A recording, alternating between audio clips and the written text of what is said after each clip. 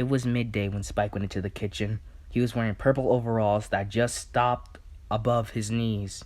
Underneath, he wore a shirt that was a lighter shade of purple, and on his feet, a pair of green socks. He looked up at the fridge with his emerald green eyes, luggily, at the jar of gems. They were treats for when he was a good boy or after dinner, but Spike couldn't wait. The 4-year-old boy went over to the table, grabbed the legs of the chair, and with much effort pushed it over to the fridge, and then took a moment and get back his breath. Spike licked his lips as he climbed into the chair and reached up for the sparkling treats, but it seemed for not as it seemed. He was too small to reach the jar. In last ditch, Spike jumped to grab the jar, successfully in catching the edge of the fridge, but now he was stuck. And what was even worse, that he felt a grip on the edge and started flying as he was trying to climb up a door. And when he felt his strength leaving him, he felt 2 hands lifting him up under his arms and placing him back safely of the tilt kitchen floor. Spike turned around to see his savior, who was a teenage boy with long hair and Chad in white sweet pants and a jacket. It was his older brother's Shining armor.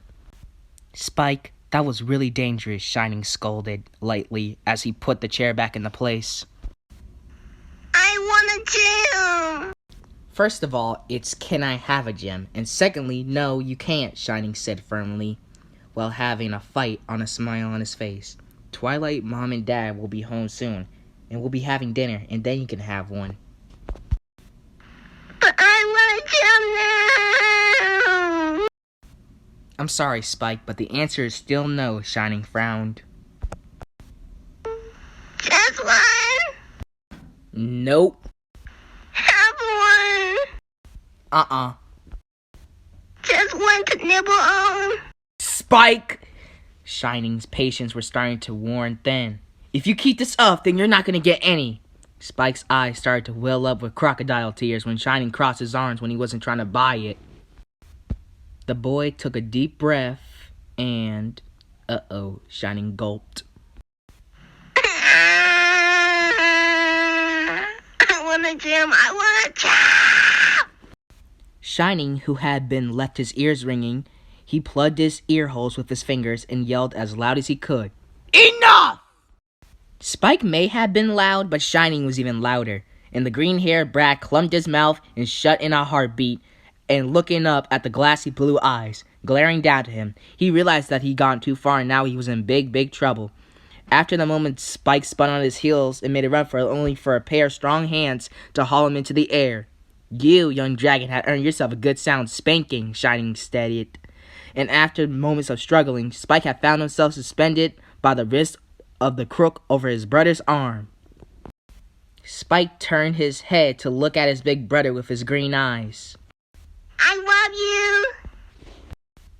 He cooed, only to receive a harsh glare and even a harder swat to his bottom. "Too little, too late," Shining said in the same tone. Before the younger boy can get into another word, he was given another smack to his ram. Oh no, big brother, please! Shining didn't listen, and again he slapped his palm against Spike's bottom, and then gave him another and another until he felt a painful beat. Spike curled his tiny hands into balls and started fondling them around as that if that would help him get away. After delivering a dozen more smacks, Shining put Spike down and giving the sniffling boy an idea that he could go.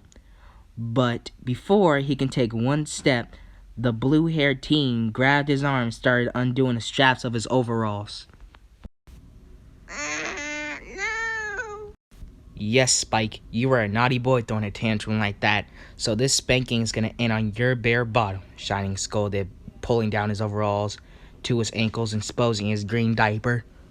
Spike blushed as he was put over Shining's bent knee. His hands and legs were suspended in the air once again.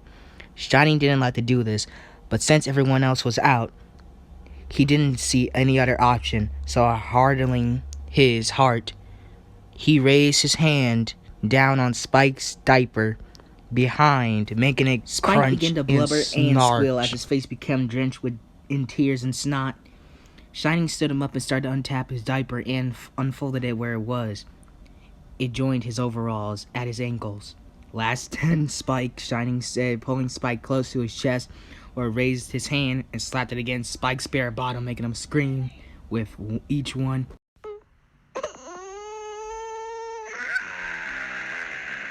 Poor Spike was in so much pain he didn't even realize when the spanking was over, and Shining held him in a tender hug.